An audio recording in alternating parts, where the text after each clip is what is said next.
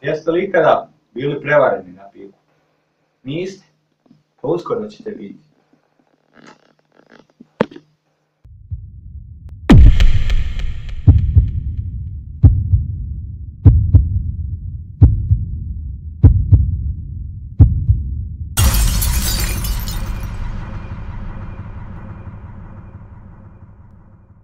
I pozdrav youtuberi, dobrodošli u novi klip.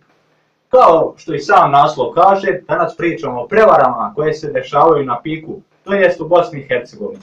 Jer smo mi u Bosni, šta? Najveća govna.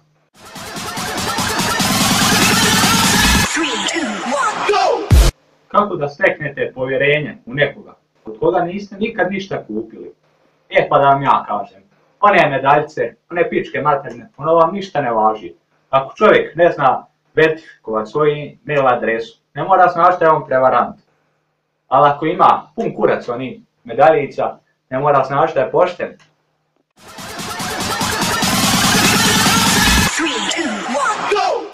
Sad vi sigurno mislite da oni dojmovi na piku znače nešto. Kao ima on milion pozitivnih dojmova, ima 1000. A to vam ništa ljudi ne znači. Još ako se ponavljaju isti ljudi stalno.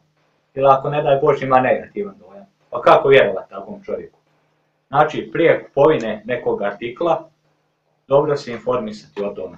Pogledati ljude koji su prije nešto pisali njemu, koji su nešto kupovali od njega, koji su postavljali pitanja.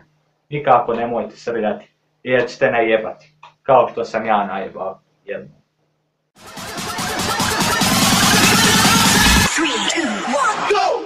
Sigurno se pitate šta sam ja to kupio i gdje sam pogriješio.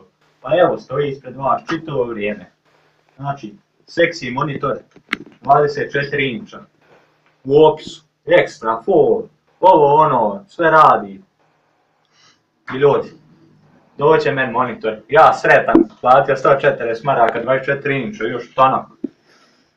Vjerujem da je marka neka Medion, ali ne Mediji, ništa. Ne valja, znači monitor je kurac. Monitor ne radi nikako, to jest radi, gasi se, pali se. Ja nemam pojma koliko bi trebalo trošiti novca da to popravim, da se to meni isplati. A sad vas sigurno zanima ko je mene zeznuo. Pa neću imenovati tog čovjeka javno, jer nisam ja toliko govno kao on, ali koga bude zanimalo, neka piše na moju Facebook stranicu i ja ću vam odgovoriti.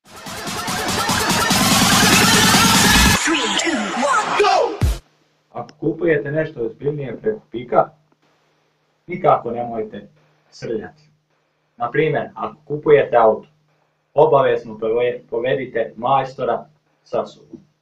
Jer bar će vam pomoći koliko toliko prilikom pregleda vozila. A vi ako niste mehaničar, vas može zajebati ko hoće. A kao što znate, švercera ima, auti se najviše švercuju, uvoze se iz stranih zemalja i ovdje se prodaju za veliku sumu novca, ali jebi ga. Kakva nam je država, takav nam je i narod. Ne možemo ništa promijeniti.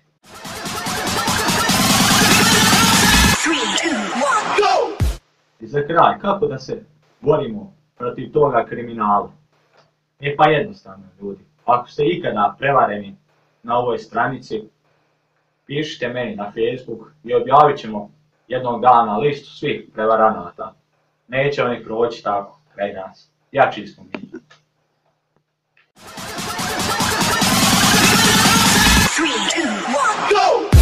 Kako da steknete povjerenje u nekoga, od koga nikad prije ništa niste kupili?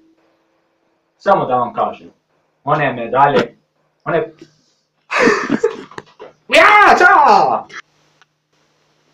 Ako ste stariji čovjek, to jest ako ste mladić. 3, 2, 1, go!